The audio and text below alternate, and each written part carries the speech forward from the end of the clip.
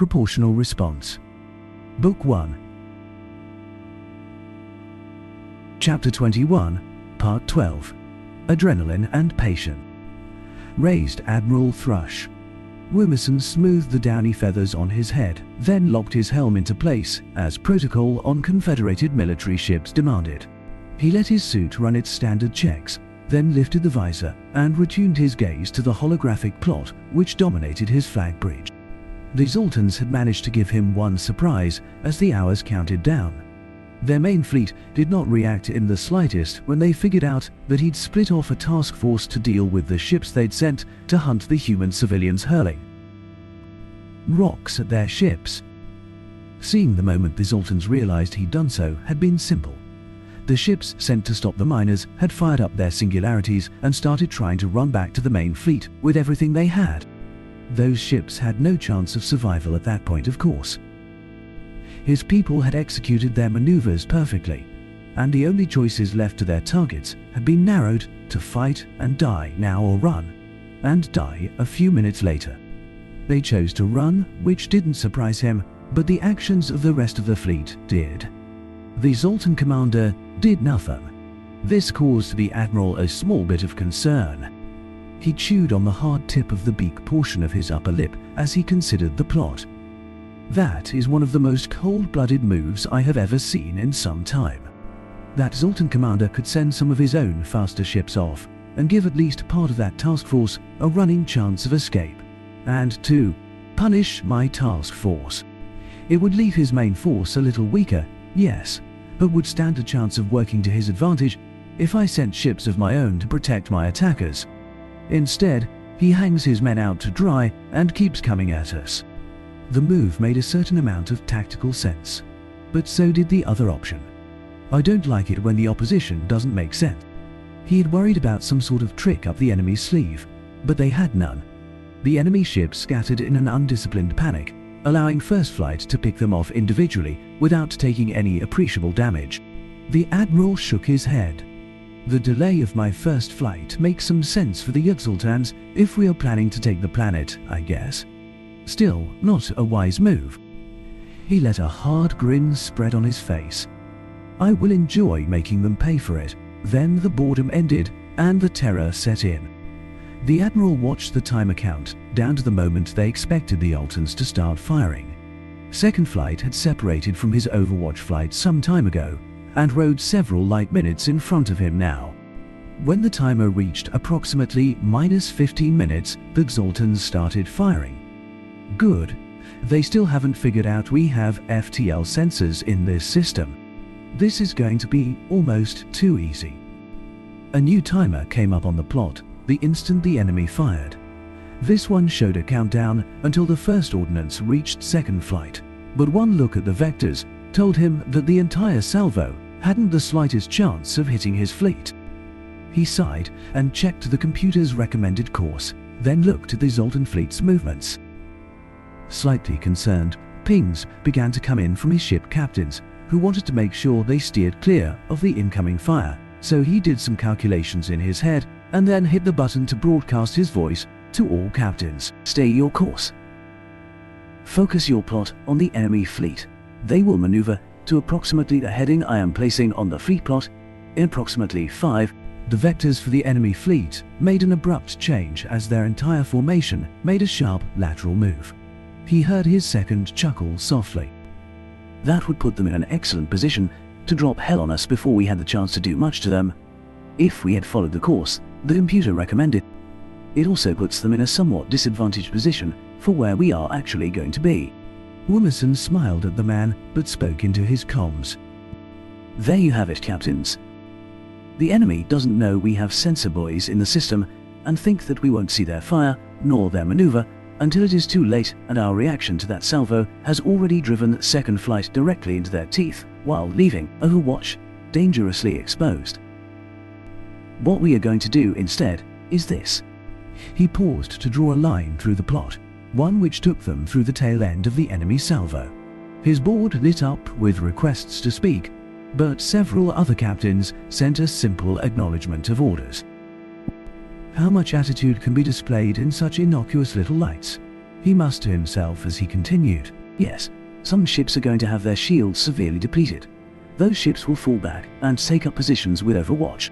Now, for those of you trying to protest, look at the position the enemy fleet will be in after second flight crosses through the fire. He glanced at the plot and saw he'd run out of time. Captains, lay in the vectors you have been given and prepare to execute on my mark, and not a moment before. As soon as we deviate into that fire, they are going to know we have FTL sensors, and if we give that information up too soon, it will make the rest of the job harder. Let them think we are falling for the trap. Steady now. Hold. Hold. He looked down at his chief navigator, waiting for the signal. The man's hand suddenly shot straight up in the air with his fist closed. The admiral fought an urge to shout into his comms. Execute. All ships execute vector change and all non-screening ships open fire with everything you have. Screening ships, bring your shields to maximum gain and watch the red lines. First Fleet and Overwatch banked in sharp turns, and even the Admiral's massive engines rumbled in protest at the maneuver. All ships moved in good order, however, and they stayed right on track for what he wanted to do. First Flight passed through the edge of the enemy's salvo of fire, and the screening ships took a beating, but nothing got through their shields. He started to give orders for the screeners to fall back from formation, but they'd already reduced speed, and, he could tell from their readouts, shunted the power from speed to regaining their shields. They will be out of the fight for a little while, but well worth it. If the enemy doesn't want you to go somewhere that badly, it is probably exactly the place you want to be. A dazzling salvo of energy, kinetic and missile weapons went forth from the two fleets, using the firing solutions he'd plotted. None of the fire had a chance of hitting anything at the current range, unless these Altons decided to maneuver themselves into it. Unlike the enemy salvo, which had been a conservative launch of some weapons intended to scare him into acting rashly when it showed up on his screens before someone without an FTL sensor feed might expect it. However, this salvo consisted of everything his fleets could put into space and had been intended to force the Xultons onto a very specific course. His second-in-command wore a positively feral grin as the man looked at the plot and saw the two volleys of fire push the Xulton forces even further out of position and leave them a clear shot at the planet. The grin faded a little when the Xulton ships reacted with precise discipline and instantly took the best possible course open to them, including sending the smaller, more nimble ships into a high G braking maneuver that had to be pressing their crews painfully into their seats, even with inertial compensation. The man looked at him and raised an eyebrow. He simply shrugged and gave a grim nod. Well, looks like we won't have this entirely our way. Those smaller ships will nip at our tail feathers the whole way to the planet if we don't deal with them. Either we have to break off a task force to hit them, or soak up their damage as we pick them off as best we can. His second returned the grim nod with a wry expression. Given our real objectives, we are going to have to take the second option, which means more shields-only screening ships with their capacitors depleted and out of the fight when we pass by the planet. The man gave a dark sigh. Still, it is a sacrificial play on the Xulton's part, which means those ships won't be here when we come back. So, I suppose it is better for us in the long run. The Admiral returned the expressions. Yes, it will just be harder for the people on the planet in the interim. At the same time, we are still going to be able to make the planet with more firepower at our disposal than we expected, and the Altons brought more of their ships away than anticipated. So we are still providing more than we expected we'd be able to. I guess we shouldn't cry over broken warmer eggs. His second gave him an odd look for a moment, and he shot the man a look that dared him to ask for an explanation. He'd deciphered plenty of human idioms since he'd joined with them, and this one should be easy enough. His second gave a couple of fast blinks, smiled, nodded understanding, and turned back to the plot. They issued the necessary orders and began their harried path towards the contested planet. They had barely laid in their course when his comms people caught the frantic-seeming burst of chatter headed into the Xulton's QQOMAM relays and out of the system. A mere hour behind that, and Alliance High Command informed him that his actions had caused the desired effect on the enemy fleet in the docking yard, and they seemed to be moving with haste. He shared the information with the flag crew and saw enough hard Predator's smiles that even his feathers wanted to stand on end. He turned his attention to his tasks instead.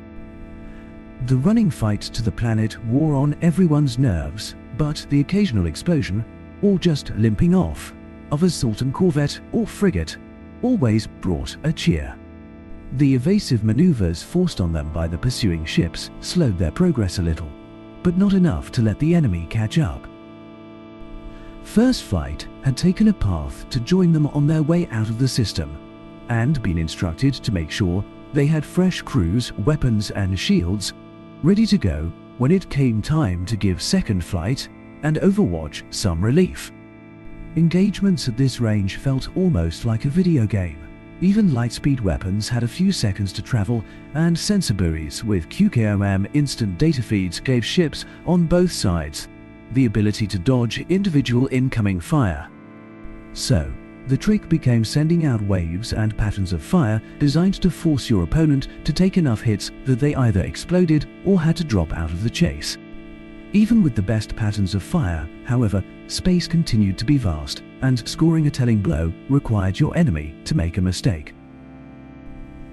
Of course, when you have to spend hours and hours maneuvering through flak specifically designed to mislead you, and divided by or force you into making mistakes, sooner or later, it happened. The pursuers had a disadvantage in this kind of contest, of course. With all ships traveling at FTL speeds, they had less time to react, and they had to restrict themselves to weapons which also traveled at FTL speeds, meaning that the beam weapons, so often used in fleet engagements, did not help them at all. They had one advantage, however. They knew where their enemy wanted to go and laid down fire, which constantly forced him to either take some hits or move his fleet obliquely away from their goal.